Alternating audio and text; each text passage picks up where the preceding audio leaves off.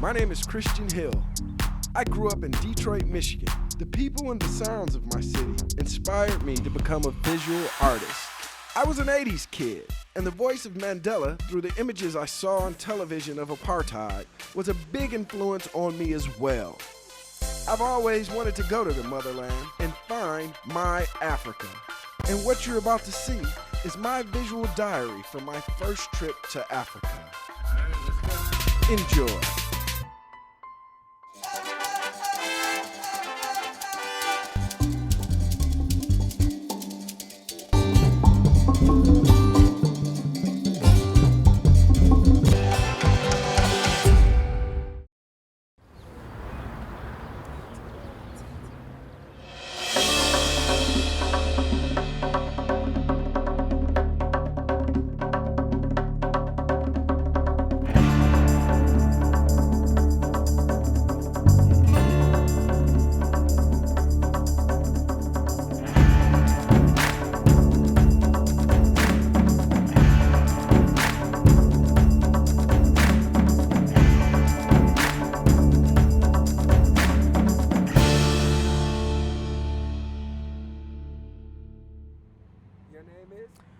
My name is Tammy, but the complete name is Thamsanqa, which is Xhosa, meaning fortune. They always say I'm Thamsanqa, iqaqela iziqika kuqhaqhaqa lithi leqhawe koqhoqho uthi utata yaqondile waqaqanjela umqala leqongomnqa ethi iqebele phi kanti iqebele phaya ethi iqebele Soweto. So that's my complete, Xhosa, traditional name, but short version for you guys, Tammy. For us, seeing people like you, it's more like, Africa getting back together.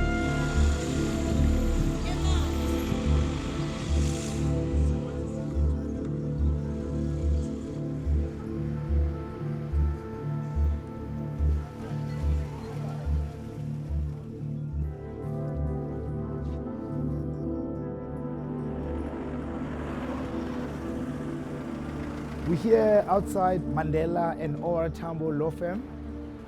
This law firm was actually started in 1952. Why did they start the law firm? They started it because 1952 was the year of defiance. People were going out, transgressing apartheid laws at the time. So at that time, there was a gap in terms of black law firms. You had, law firms, but you didn't have anyone that was exclusively black. So when Nelson Mandela and OR Tambo opened this law firm, it was really flocked to black people, and it was more like a statement now that black people at the time could even begin to practice their rights in a society where they're not even guaranteed human rights as well. It was a very thriving firm, but then of course 1955 also was the year when Mandela and many others, more than 180 political activists, were arrested in what they called the treason trial. So it was really functional at the time as the only African law firm that you could find in South Africa.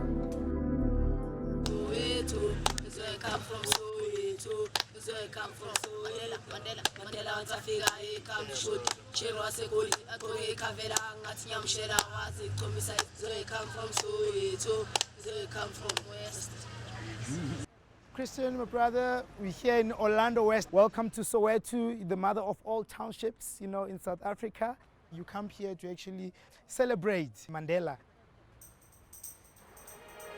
And where we actually are right now, it's a memorial dedicated to all the youth that participated in the Soweto uprisings in 1976. Of course, it's one of the famous student marches, because that march in particular on the 16th of June led to the beginning of an end of apartheid. Really, this is where the heart of the uprisings were.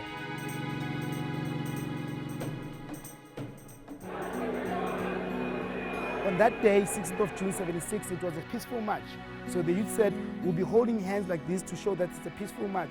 But unfortunately, the police confronted them and they told them it's an illegal march. But some of the youth that started throwing stones at the police set up the dogs on the youth. And unfortunately now the police actually started shooting live ammunition at the kids.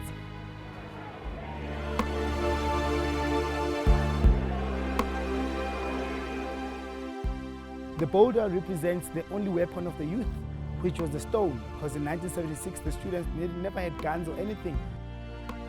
So hence they were called as or referred to as stone throwers. In Afrikaans, you can say klipgooiers. So that represents the only weapon that the youth had when they're fighting against, the police. So the walls themselves represent the marching students. The trees that you see also behind there represents the police. And they are olive trees, and that's a peace gesture to say the police never came with an objective of actually killing the students. So the empty spaces in between the walls represent the marching students and, of course, those that actually passed away. Keep on remembering, the souls of the people that actually passed away on that day.